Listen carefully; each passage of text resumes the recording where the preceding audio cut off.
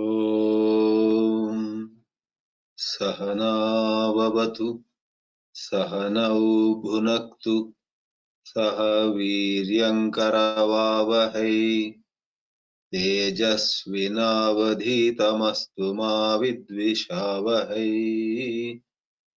ॐ शान्ति शान्ति शान्तिः।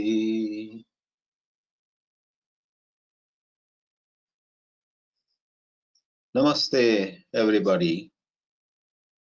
In this session of the webinar, we want to consider the topic of bhakti in Upanishads. Does bhakti find support, endorsement? Is bhakti recommended in the Upanishads? Does bhakti, devotion, have any place at all? Are the questions. It seems to me that the Upanishads primarily touch upon jnana, and that covering of jnana, that treatment of the theme of jnana or right seeing is very much supported by Upanishads highlighting bhakti at important places. And in certain works like Srimad Bhagavatam and so on, the main flavor is bhakti. However, those who have studied Bhagavatam in detail say in uncompromising terms that there is plenty of jnana, plenty of knowledge, plenty of wisdom which supports devotion over there. Therefore, we have two words in Sanskrit, mukhya and gauna. In works like Srimad Bhagavatam, bhakti seems to be mukhya and jnana is very much presented as gauna. Gauna not in the sense of making it unimportant, but the amount of highlighting, the amount of emphasis made on one is not made on the other in that category of scriptures or holy books. In the Upanishads, tremendous amount of emphasis is made on jnana, right seeing, samyak darshana, knowledge of what this universe is, what we are, and what our relation with the universe, and more importantly, our relation with the presiding principle God of this universe is. In all the Shanti mantras with which most of you are familiar, we have prayer to God. Sahana avatu, sahanau bhunaktu. Avatu, may God protect us, students and teachers. Bhunaktu, may God nourish us, and so on. Or in Rigveda Upanishads, such as Aitareya Upanishad, we have Vang me manasi pratishtita, mano me vachi pratishtitam, and so on. And we have the expression Tanmam avatu, tad vaktaram avatu. May God protect me. May God protect my teacher. So this devoted, prayerful submission to the higher truth or the presiding principle of the entire creation is found in the Upanishads. To mention one or two other Shanti mantras, we have in Samavediya Upanishads, Apyayantu mamangani, and so on. Over there you have the line, Ma Brahma Nirakarot. May God never let me down. May God always hold my hands firmly. So Rigveda and Yajurveda I mentioned, Sahanavotu or Shanno Mitra and so on. Then you have Shukla Yajurveda, Purnamadaha Purnamidam. It is a reference to God alone being in this universe. It is from God everything emerges, and into God everything dissolves. That pointer to the supreme principle called God is found in the Shanti mantra of Shukla Yajurveda's Upanishads. Then you have Samaveda, Apyayantu Mamangani, and then you have Atharva Veda, just as Bhadram Karne Vishranuyama Devaha. Plural is used, or there is another expression over there, Vyashema Deva Hitam Yadayuhu. God has given to us some length of life. Some number of years have been given to us by God. Deva Hitam Yat Ayuhu. Vyashema, may we spend it enjoying good health and doing good work. So now moving over from peace invocations, Shanti mantras, to actual body of the Upanishads, we have one of the most unambiguous statements supporting devotion to God and to Guru. We have it in Shvetashvatara Upanishad. The much quoted mantra from Shvetashvatara Upanishad, which appears as the last mantra of the Upanishads. Chapter 6 and verse 23. Yasya deve para bhakti yatha deve tatha gurau tasyaite katita hyartaha prakashante mahatmanah. Only that noble soul will find these truths very clearly appearing before him. Who is that soul? That soul who has great devotion to God, Yasya Deve Parabhakti, and great devotion, Yatha Deve Tatha Gurau. And quickly we may add even the Bhashyakaras, such as Shankaracharya, at very many places offer their devoted prayers and salutations to God, to Guru, and so on. Moving away from Shvetashvatara, which is counted as the 11th in various traditions, we come to Mundakopanishad. The sense of bhakti is expressed at several places, but one of them is where the very well-known metaphor of two birds on the same tree is given. So we have in the Mundakopanishad, Dvasuparna Sayuja Sakhaya Samana Vriksham Parishaswajate Tayoranya Pippalam Swadvatti Anashnananyo Abhichakashiti. A bunch of three mantras brings before us a picture of God and man, and the man is the first bird who is not happy.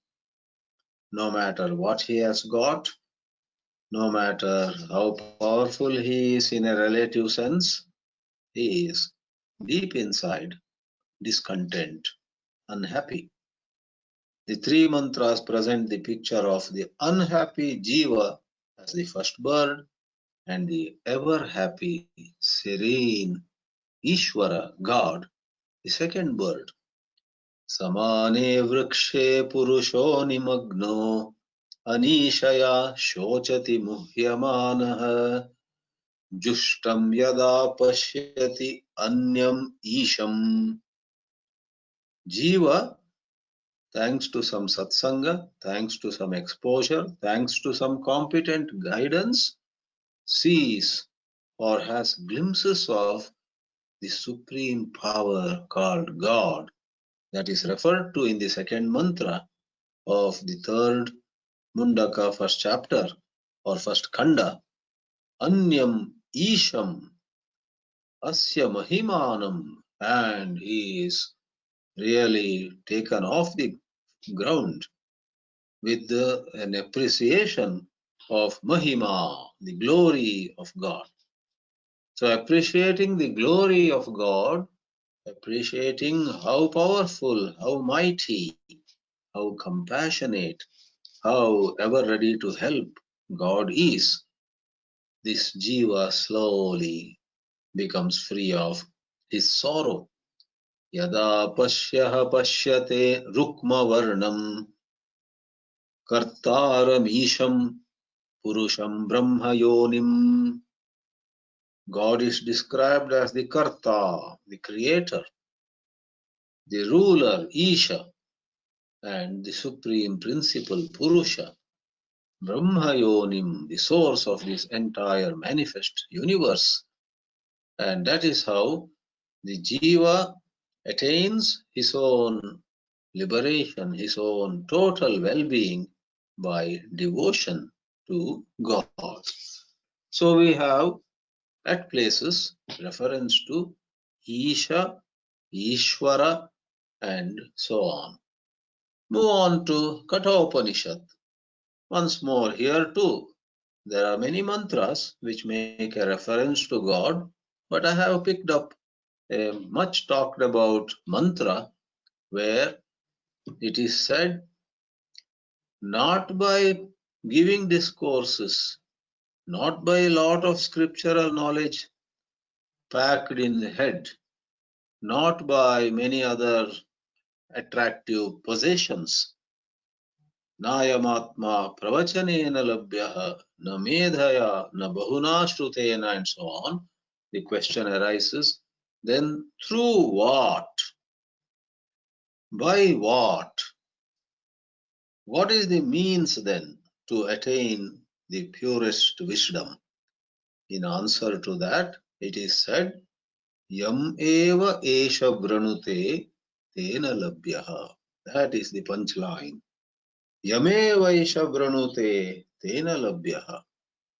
And one of the meanings of that is when God chooses a particular jiva, all right, this jiva has been through devotion pursuing the highest wisdom, has been doing sadhana sincerely, has been passionate about knowing the truth. Who decides? God decides.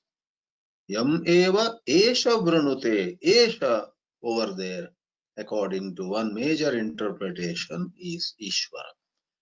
When God chooses, the job is done. Unless God chooses you, no matter how qualified you think you are, or the whole town thinks you are, you will not gain that self-knowledge.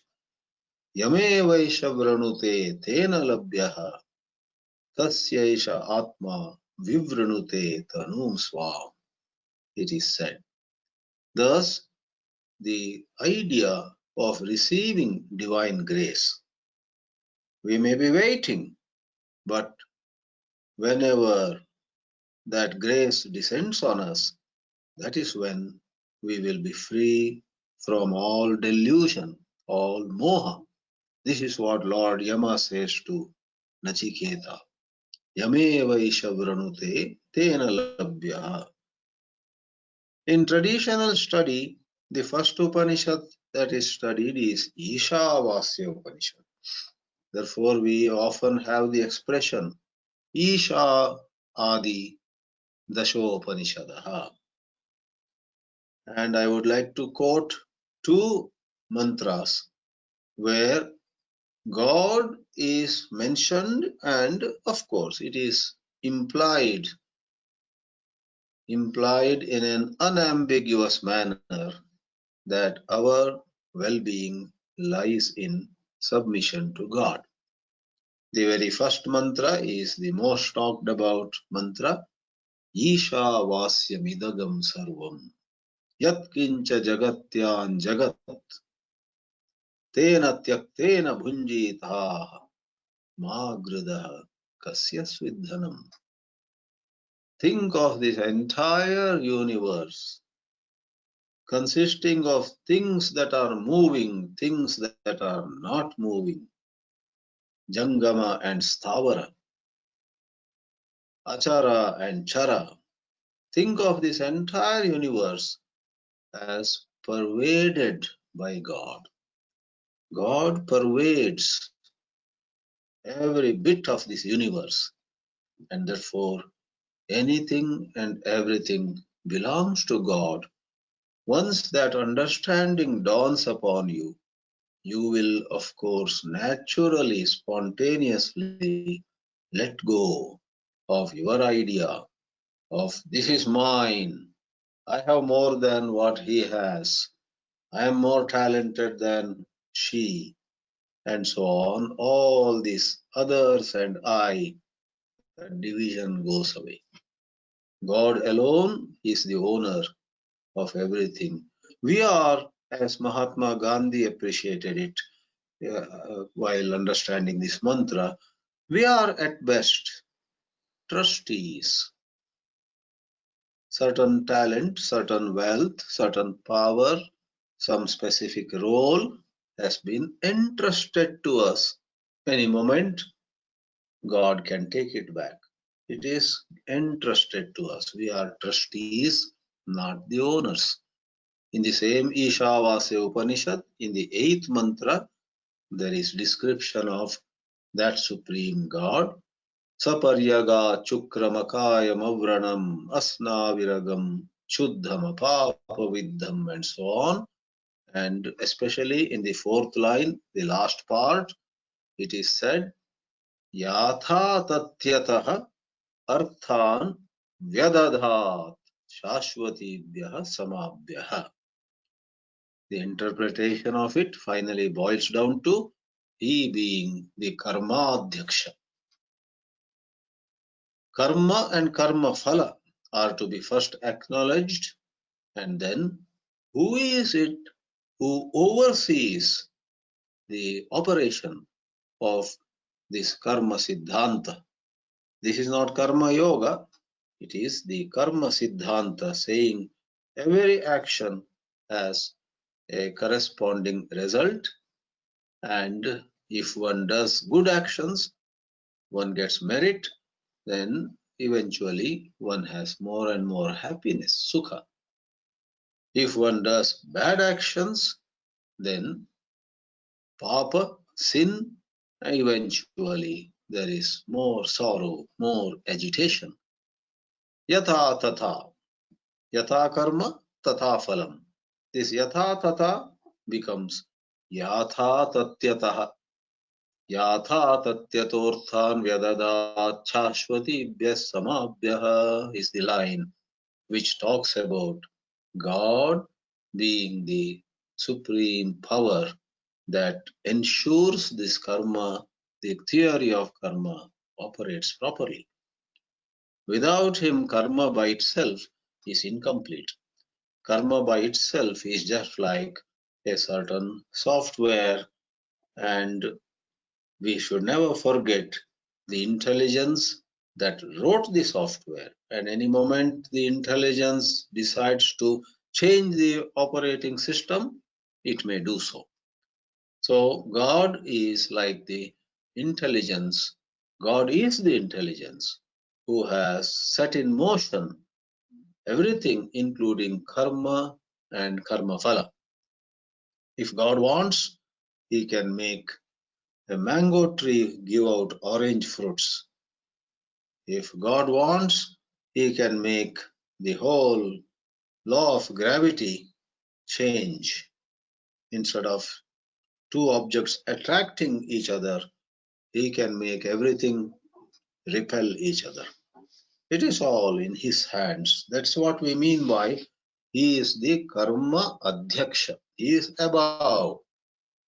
Maharshi Ramana in Upadesha Sara said that don't think karma is complete in itself. Karma is the ultimate, because a lot of philosophies believe that don't bring God into the picture. If we do good things, we get good results, and it's all in what we do. Therefore, just be good, do good.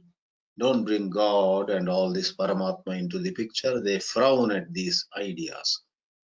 With due respect to their logical abilities, we say the truth is a little more than what you have visualized.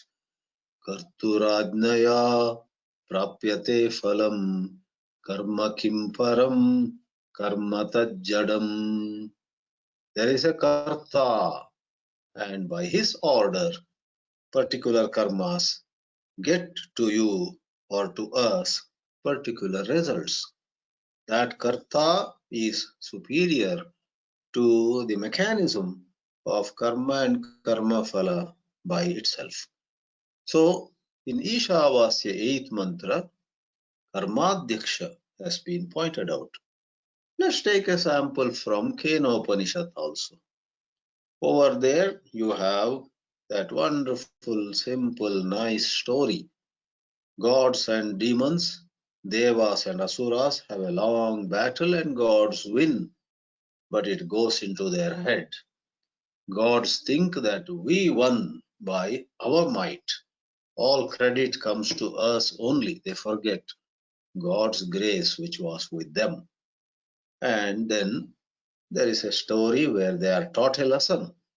At the end, Indra is all set to know who it was who appeared in some magnificent way and baffled us, embarrassed us, finally humbled us. Who was that being? Who was that Yaksha? Indra is nonplussed. And then, as Indra stands with devotion in his heart, in a submissive mood, that is when Mother Uma, Goddess Parvati, appears before him and she answers the question. Kimetad yakshamiti was the question. Saha uvacha Brahma iti. That was God. Incidentally, the word Brahma at places stands for Ishvara in the Upanishadic literature.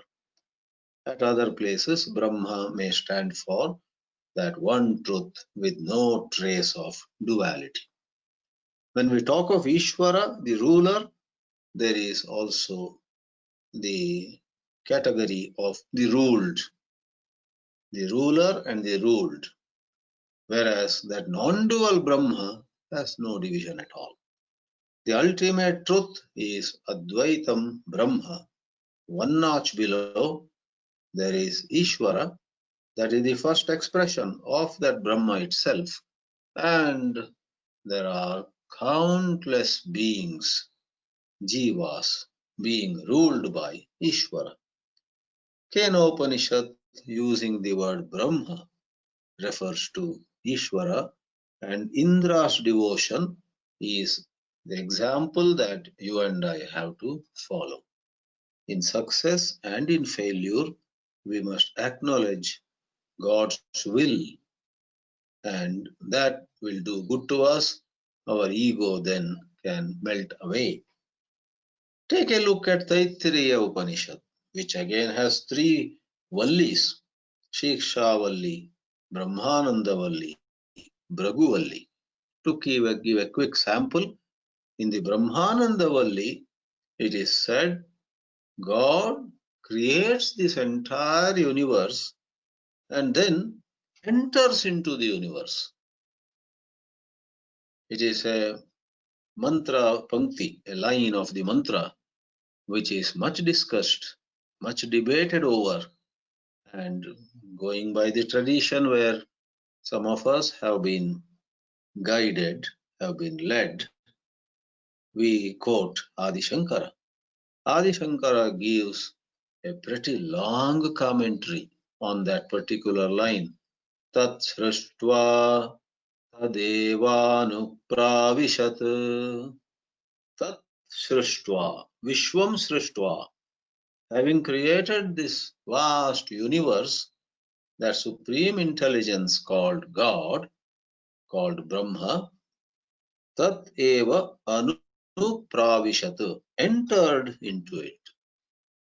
And Adi Shankara, among many points that he brings forth at that juncture, especially clarifies that it is a limitation of the language where it is said, having created, he then enters, as though there was a tiny gap of time where the universe was standing independently on its own. No, not even for the tiniest unit of time the universe can be without God, but it's in a manner of dramatizing and saying it in that way that the expression having created or after creating, God enters into the universe.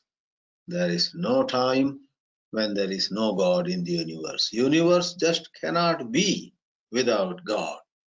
Every moment and every point in space, the universe has God pervading, God resident, God present in this creation. Lastly, one or two more quotations to show how Upanishads talk of God and by implication ask us to stay devoted. We don't have to do some upasanas which some others may be doing. Upanishads do not insist everybody should do this puja or that japa or that some other ritual and so on. Some may do, some may not do, but no one can deny that when the sadhaka is performing his sadhana, that sadhana has to receive the grace of a certain unimaginable power which pervades the entire universe. So in Aitareya Upanishad, at the very beginning it is said, Sa Aikshata or Sa Ikshata, it is said. So Ikshata literally means he saw, and he saw many times by context implies he reflected. That supreme intelligence reflected Atmava idameka evagra asit nanyat kinchana mishat saikshata lokannu srajai iti. Lokannu sraja iti. Let me create various lokas, various realms, and that supreme intelligence creates lokapalas also. And in the third section, it is said, okay, here are the lokas and here are the lokapala. Now let me create food for them. Sa ikshata imenu lokascha lokapalascha annam ebhyah sraja iti.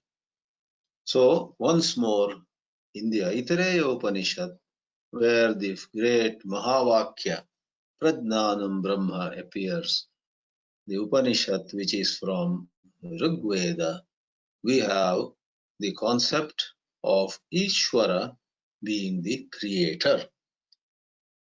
Likewise, in Prashna, Mandukya, Brahadaranyaka, Chandogya, everywhere there are places where a certain supreme intelligence is given its due place. In Brahadaranyaka, there is the famous story where Manavas, Danavas, and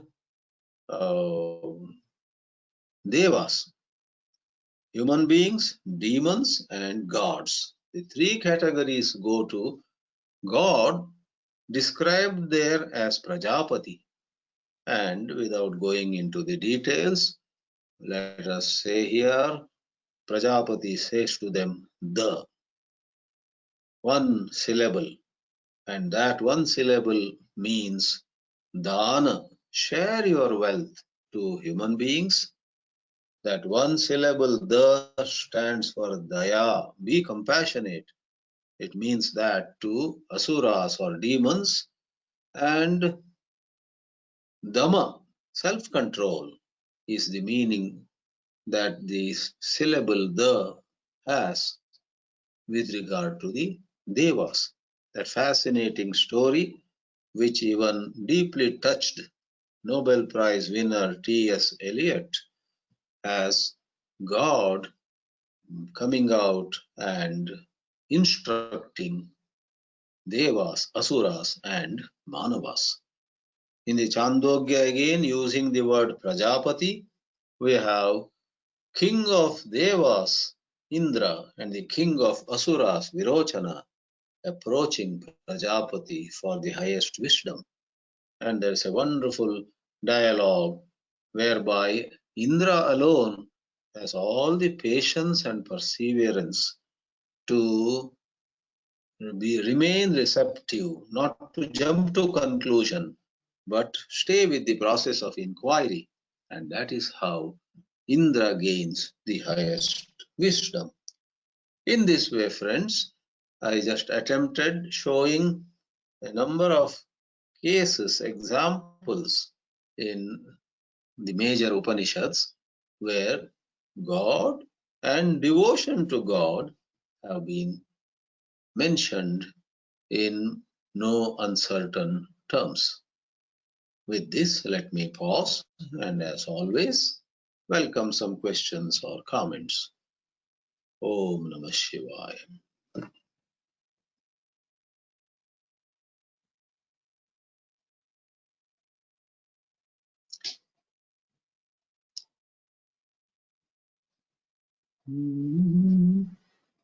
So I'm sure there are some text questions and there are questions which some may want to ask by voice.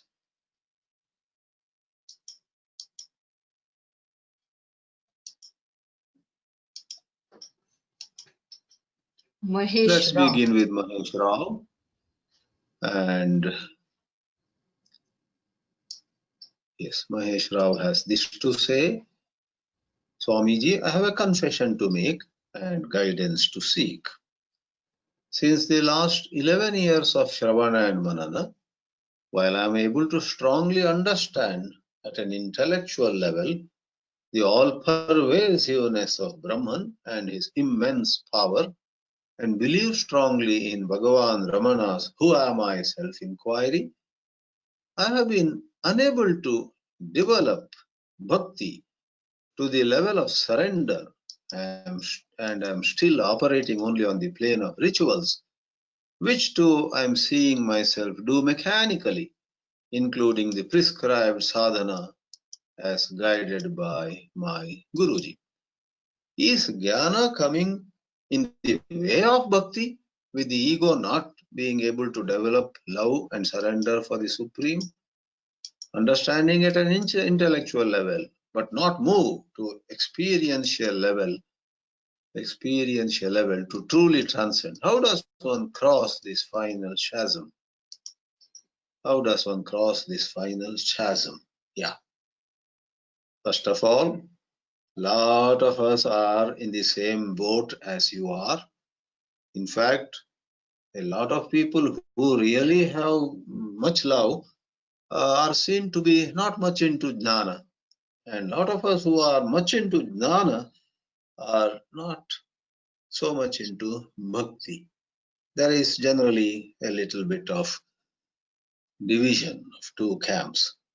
But then those who are into bhakti but who are a little averse to study, Shravana, etc., they had better change.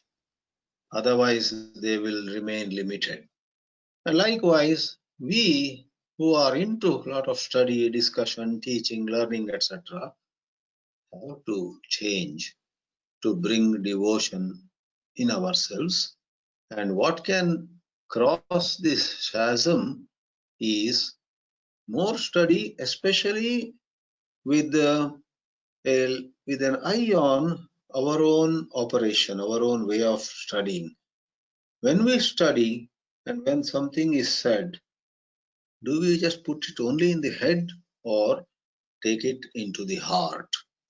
The difficulty that most of us have is we put everything in the head. We concern ourselves with explaining maybe to a friend, to ourselves, putting it in a logical framework. But if it is said that you have to surrender, we just quickly, move on. Yeah, I should. What is said next, and so on. So we have to, like you have said, rituals you do, or some japa and so on. We have to do those japa, those rituals, putting more heart into them. Therefore, it is just like certain skills in us have not been fine tuned, and we are very fond of working in other areas only. So we need to work in the areas where we are weak. So using the heart, and the good news is every one of us does have love of God. And as I said in my lecture, that doesn't have to take the form of any particular God form and so on, but a certain deep appreciation of the higher power is definitely waiting to be discovered within us. And if nothing works, one solution that I always would like to give is we must study the life and teachings of champions of bhakti. We have a number of champions of bhakti. Sri Ramakrishna, Meera, Tulsi Das. In south of India, we have so many in Andhra, in Karnataka, in Tamil Nadu, in Kerala, everywhere. Go to any small area, there are certain champions of bhakti. Their life, their teachings, and if it is a musician like Tyagaraja, his kirtanas, what he says about Rama has to be gone about with certain feeling. Then we will be able to tap what is waiting to be tapped. Therefore, it's just to strengthen that dimension in us, and if necessary, get the material in that domain. We take one more text question. Dayanand says, Pranams to Swamiji. That is it. Okay. Namaste, Dayanand. Then Rajan, Swamiji, the knowledge of spirituality once gained brings with itself by default the comparison with those whom you live with, especially family. This is wrong, but how to avoid and keep avoiding? Yeah.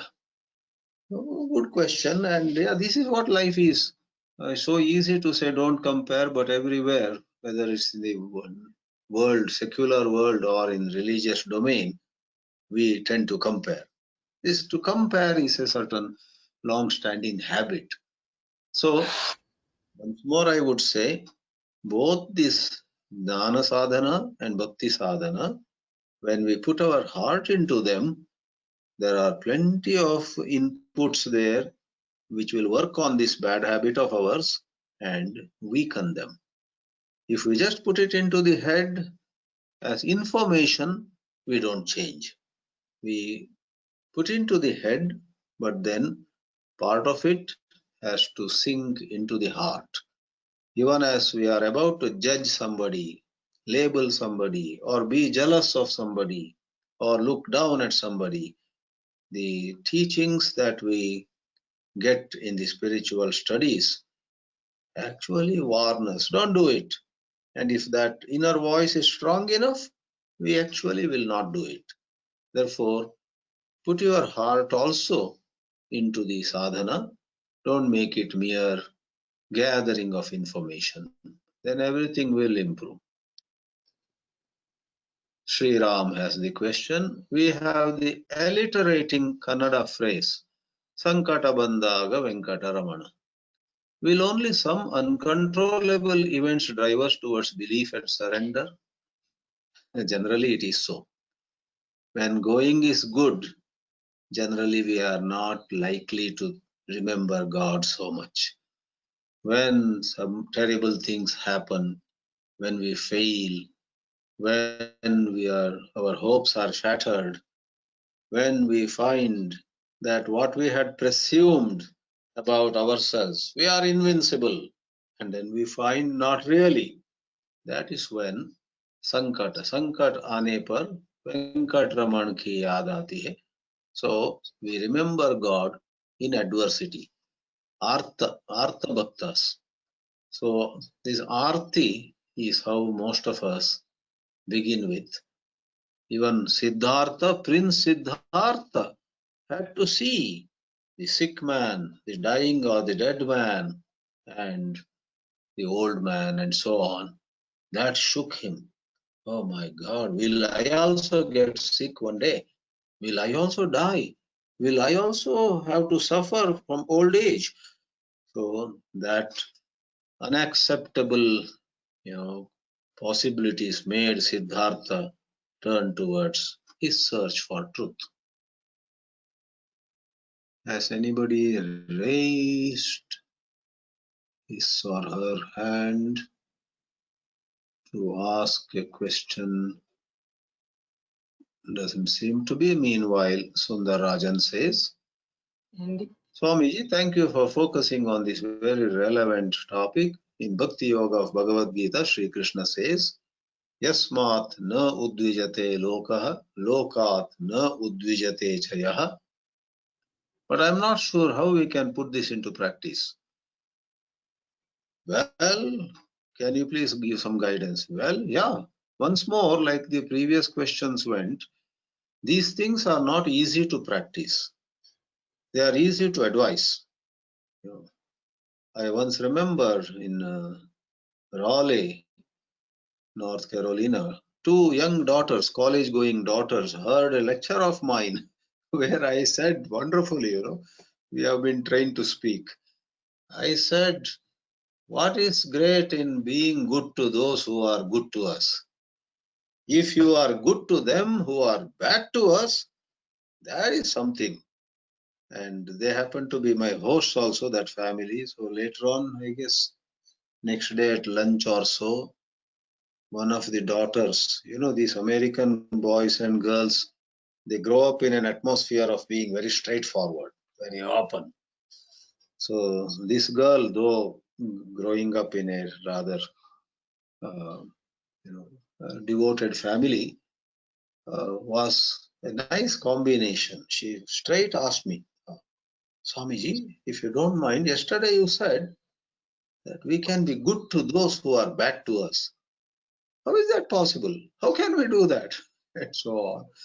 So even now I remember that it's not so easy to convince, and we take for granted that we have the ability. The truth is, at a given moment of time, hardly any one of us has the ability to return good for evil. So of course I did my best possible to explain to her that ordinarily, yeah, it's not possible, but some shining examples like Nelson Mandela or Mahatma Gandhi or Martin Luther King Jr. and so on, who were apostles of non-violence and so on, they not only talked, but a lot of their gestures, their actions showed that you can actually be good to them, good to those people who might be unkind to us. So my brief answer here is, as you reflect on your own behavior, as you notice violence rising in you when somebody is nasty towards you, and if you were to study that violence in a certain detail, for which this puja, this japa, this sitting quietly definitely can help. Normally, we cannot respond in a non-violent manner because the violence in us has not been sorted out. By sorting out, I mean we have certain habitual urges, and those urges rise, and we have no control over them. Sorting out means even as they are rising, we have gained certain poise, certain going slow, and we watch. And we watch and we see some, fault lines in them. Then they become weaker. So it is all about sharpen your study and deepen your devotional practices. You will descend into a deeper level of your own intelligence, and then you will be surprised how where you used to get agitated on earlier occasions, suddenly there is a new response without getting agitated. Yasmat na udvijate lokaha or so. So deepen your bhakti and sharpen your jnana. It will. So we have Prasad Garu. Is bhakti superior to jnana? After today's talk, I get that impression. Am I right? I don't think it is superior, nor is it inferior. All of us are made in different ways, and it's difficult to say really who among us will get that push, will get that real exhilaration by bhakti. Who among us will get a significant exhilaration on our journey through jnana? In fact, what you said, today I got that impression you wrote. This happened to me years ago, perhaps in 1992 or so. Sant Keshav Das had come to the ashram in Mumbai. And when he gave a discourse, he sang bhajans. His wife also sang a bhajan. Oops! The whole atmosphere was charged with bhakti. And I was the acharya of a course going on. I myself felt like following him. I thought next day I'll just pack and go with him. However, it dissolved away in about 24 hours. But he, Sant Keshav Das, a champion of Hari Bhakti, Vitthala, Vitthala, he really made me and many of my students quite mad with the sentiment of devotion. It happens. But so is the case when you have some excellent teachers of Vedanta, when they explain and they themselves have a certain peace about them, we feel, this is where I should go. So both have tremendous capacity, and ultimately our Swadharma, our Swabhava, our hidden sanskaras decide which one would do us maximum good. I think Prasad has second question. Are jnana and bhakti complementary and equally essential? They are complementary. But about this equally, I'm not sure. I would once more say depends on the person's inner constitution. To somebody, it would be jnana, which is helpful 80%, 20% bhakti. To some others, it is 80% bhakti, 20% jnana. They complement. Yes, they do. Then you have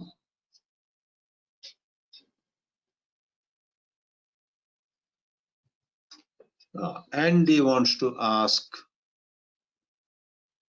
by voicing it out. How come I'm not able to? Andy, have you muted your microphone? Just check.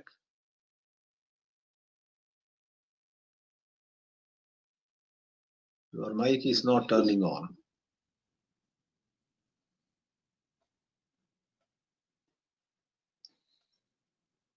Our organizers can do anything to turn Andy's microphone on.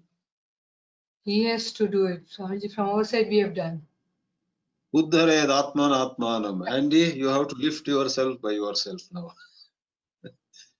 He has to click there. So. Maybe he is not able to figure out where to click. Yeah, yeah. So Andy, you also should opt for writing down like others have done. So Sri Ram meanwhile has a question. C. Rajagopalachari in his introduction to M.S. Subbulakshmi's Bhaja Govindam recording says, if jnana is not transformed into bhakti, it is useless tinsel. Yeah, we have to take it in the right spirit. Yeah. In fact, what is said is jnana and bhakti in their higher forms or in their purer forms lose actually the dividing line. I remember that wonderful short talk by Rajaji. In my high school days, I've heard the gramophone plate of M.S. Bhaja Govindam, where Rajagopalachari says exactly this. He says, jnana without bhakti is incomplete, bhakti without jnana is incomplete, and bhakti and jnana are one on the highest level, and so on. Yes, thank you for sharing that.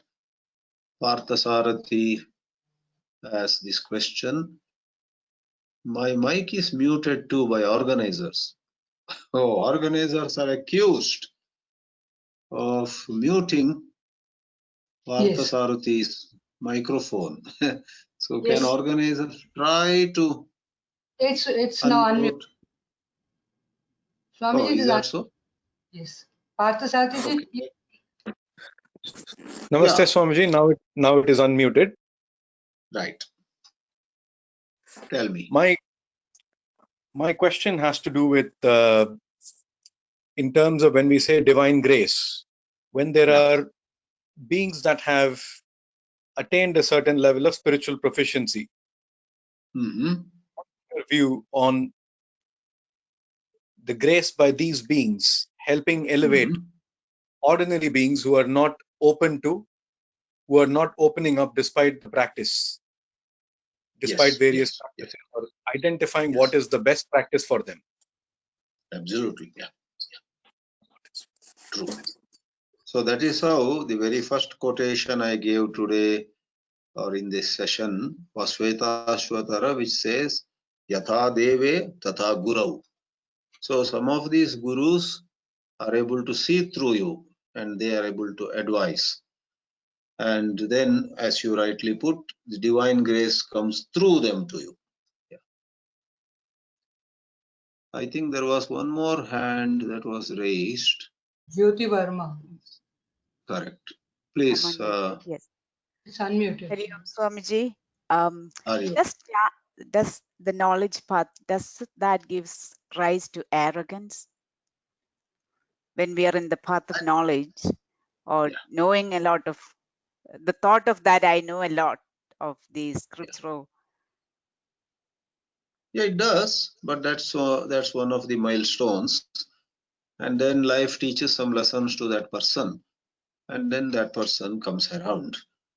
Likewise, bhakti also creates its own forms of, if not arrogance, some kind of indifference to jnana. I meet many times some devotees who seem to have enclosed themselves in a wall. They don't want to study anything and so on. Then where is the possibility of breaking through an illusion? They say God will give us whatever I need. And there seems to be some mechanicalness. They seem to have slipped into some kind of comfort zone. We will just do bhajan, we will not study. So arrogance or indifference or some false belief that we don't have to do anything is come in either category. Hari Om. Thank you. Hari Om. Someone's voice is now heard. Hari All right, Om. let's go. Hari I Om. guess it is. Hari Om, Yes, Swamiji. speak. Hari Speak Om. up, Andy. Speak up. Yes, Hari go Om. on. Hari Om, Swamiji. Hari Om. I am hearing you. Go on, speak. Swamiji, I had a quick question. Like we have the Bhumika, the 7 Bhumikas in the Jnana Marg. I heard Swami, there are 7 bhumikas in Bhakti Marg also. Are you aware of the bhumikas in Bhakti Marg? I'm not. I heard Bhumikas, Swami. stages. Yeah, stages, I- I'm not aware. They talk about 9 kinds of bhakti, Navavidha bhakti, but Bhumika I have not come across. Maybe they are there. There was a Swami talking about them just like we have in Guyana. He was talking something like the first stage is enjoying the kirtan, second will be enjoying the company of your guru. But I do not know where to find 7 bhumikas in Bhakti. Hari Om. Audio, fine. So we now go. We find out what Gargi Goyal has a question. Whether karmas are done by us or God asks us to do particular karma. See, this is a matter of 2 planes. It's like asking, does a rainbow have 7 colors or is it only water molecules? The higher truth is it's just water molecules. But who can deny the 7 wonderful colors of a rainbow? Likewise, the higher truth is God makes everyone do whatever they are doing. It's all will of God. But no one can deny that our experience is every moment we have choice. Morning we have a choice to get up from the bed or sleep another half an hour. At breakfast, during work, and in interactions, number of occasions, we find what shall I do? So decision seems to be right in our hands. We feel we are calling the shots. Therefore, a whole lot of spiritual literature addresses how to make choices.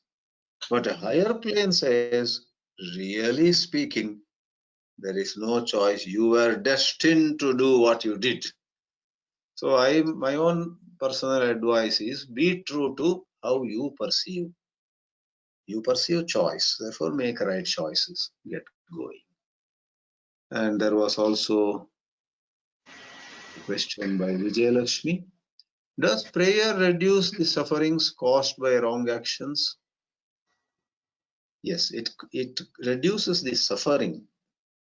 By wrong actions, suppose some result is to come to us, result will come. But because of prayers, we may be able to bear with that result. Therefore, suffering reduces. Like I make a very terrible thing and I'm jailed. Prayers may not save me from being jailed. But because of my prayers, because of my apologies to God, when I am put behind the bars, I sit there and I submit to God's will. I am a little relatively peaceful, if not fully. So suffering reduces, and generally the karma phala will not go away. Karma phala will hit us quite hard. Ramakant says, where does karma yoga come along with bhakti and jnana? For both bhakti and jnana, karma yoga is the stepping stone. Because only when we reduce our selfishness by karma yoga. Karma yoga is the great grand road to reduce our selfishness, self-will. Because what is opposite of karma yoga? To do everything with the eye on, what do I get? How will it help me become wealthier or enjoy, etc.? In karma yoga, what do I get? That is put to back seat. So karma yoga purifies the mind, and once we are purified, like dry wood catching fire, both bhakti and jnana are no more words, no more concepts. They actually become real for us. So one sentence answer to the question is, karma yoga is the grand stepping stone to both bhakti and jnana. Probably that is the last question for this session. Vasudev Rao Because- has raised hand Okay. and I've unmuted him. Okay. You have unmuted him also. Oh, also Ranjan Desai is waiting. So we'll take Vasudev Rao and Ranjan, then conclude. So here we have Vasudev, Vasudev. Yes, Are you Vasudev Rao or are you Sham Sundar? Which is your first name? first name is Vasudeva Rao. Okay. Please go on. Hari Om, Hari Om Swamiji. Regarding the bhakti and the gnana, this is the gnana that is required for realization. Hmm. Bhakti leads to Yeah. gnana, right? So Right. Right. without the bhakti, can the realization happen? Just with the gnana. Okay. There is a famous statement, Jnana Devatu Kaivalyam. It's only by Jnana that moksha is possible. Right. Now, for that supreme Jnana to take place, bhakti is necessary. Therefore, bhakti is something that necessarily accompanies that Jnana. So, what is the quality of bhakti? What is the essential dimension of bhakti? One sees that one is not separate. Ajnana is to think of oneself as a separate entity. And jnana is where that division, I and others, I and God, I and somebody below me, I and somebody above me, all this is ajnana. So that separation to go away requires bhakti. Therefore, bhakti is almost like the catalyst or the oil, that lubricant which makes the jnana sink in. Therefore, without contradicting that statement, jnana alone gives liberation, we would rather say bhakti necessarily accompanies jnana. Bhakti's usual good old way of division, Lord and me, that goes away there. Therefore, it is called Abhida Bhakti, Abheda Bhakti, or it is called Advaya Bhakti, Para Bhakti, where you don't ask for anything, where you don't have any demand, So this Para Bhakti and Jnana happen together, but the hallmark is a totally new understanding. Therefore, it is said Jnana Devatu Kaivalyam. But Yes, how do we reflect. develop bhakti? Deepen your heart's qualities. In your heart, there are some qualities, and you strengthen them, deepen them. Just like, see, deepening love we know in all relationships. In a house, there is a pet. So one of the members of the family loves that pet. Others have a feeling, but they are busy. But sometimes they may also begin to, care more for the pet. And sometimes it happens naturally also. One fine morning they find, oh my, this little cat is so sweet. All along I didn't notice this, and they develop. So like that, we have love for God, love for all humanity, and we have to do our little 2 cents, and the rest of it will happen. So I have answered this in an earlier question. If very difficult, we have to study the teachings and lives of champions of bhakti. Like I confessed myself, when I heard Sant Keshav Das, I was thrown off the ground. I felt like going for Hari Bhakti. So association can do it. Welcome. So last for this session, Ranjan. Yes, Ranjan, go ahead. Namaskar, Swamiji. It was very good webinar again. I really enjoyed it. So the question which I had was, I think you have answered it many times, but isn't it during the end, like after, like during Bhakti Yoga itself, right? Jnana is needed to reach the ultimate end, like during the end, but they do merge in the end, as you have mentioned it many times. So Right. both are needed. So isn't it that like Swami Ramana Maharishi and in Bhagavad Gita and Upanishad, they said jnana is superior to bhakti. So I was a little confused, and maybe can I mean, you can talk more on the way Ramana Maharishi has talked about earlier. So, Right. Yeah, there is something called Shuddha Jnana and Pustaka Jnana, bookish knowledge. Right. Same way there is Parabhakti and Aparabhakti. If you were to go to Shuddha Jnana and Parabhakti, there is no difference. They Exactly. become one.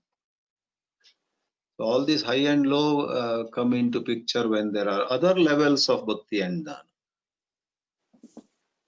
All right, I'm very happy to get such good response, interest shown by all. May God bless all of us.